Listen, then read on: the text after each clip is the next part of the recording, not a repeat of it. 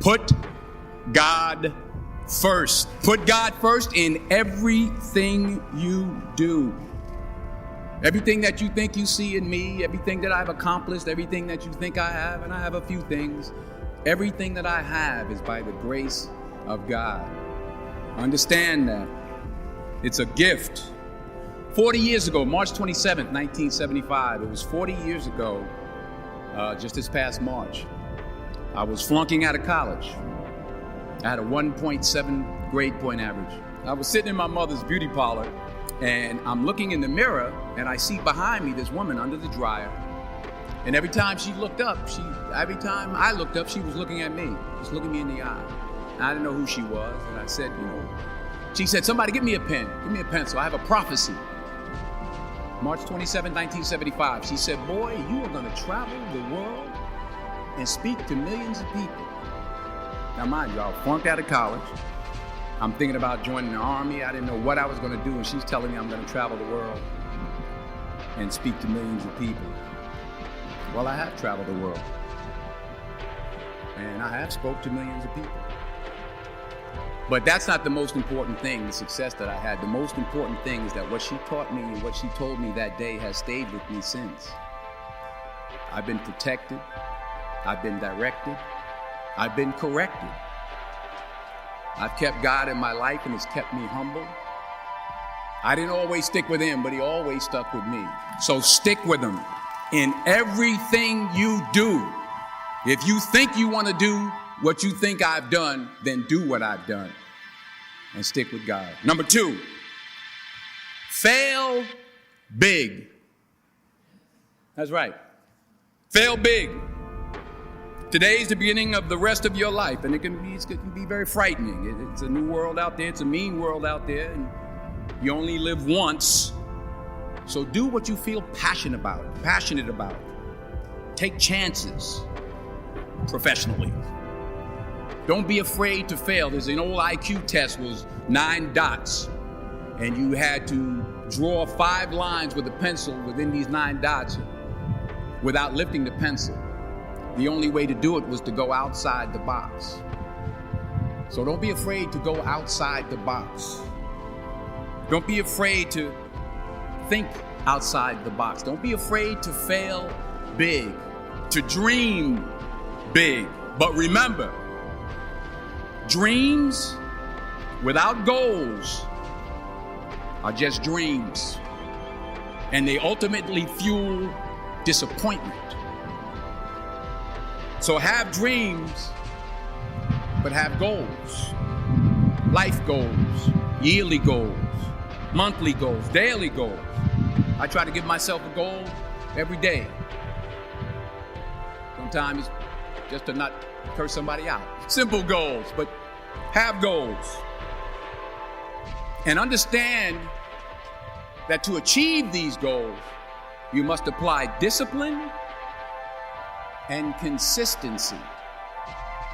In order to achieve your goals, you must apply discipline, which you have already done, and consistency every day, not just on Tuesday and miss a few days. You have to work at it every day. You have to plan every day. You've heard the saying, we don't plan to fail, we fail to plan. Hard work works. Working really hard is what successful people do. And in this text, tweet, twerk world that you've grown up in, remember, just because you're doing a lot more doesn't mean you're getting a lot more done. Remember that. Just because you're doing a lot more doesn't mean you're getting a lot more done. Don't confuse movement with progress. My mother told me, she said, yeah, because you can run in place all the time and never get anywhere. So continue to strive, continue to have goals, continue to progress. Number 3, you'll never see a U-Haul behind a hearse. I'll say it again. You'll never see a U-Haul behind a hearse. I don't care how much money you make. You can't take it with you. The Egyptians tried it. They got robbed. That's all they got. You can't take it with you. And it's not how much you have. It's what you do with what you have. We all have different talents. Some of you will be doctors, some lawyers, some scientists, some educators, some nurses, some preachers. The most selfish thing you can do in this world is help someone else. Why is it selfish? Because the gratification, the goodness that comes to you, the good feeling that I get from helping others, nothing's better than that. Well, one or two things, but nothing's better than that. Not jewelry, not big house I have, not the cars, but it's the joy. That's where the joy is, in helping others. That's where the success is, in helping others. Finally,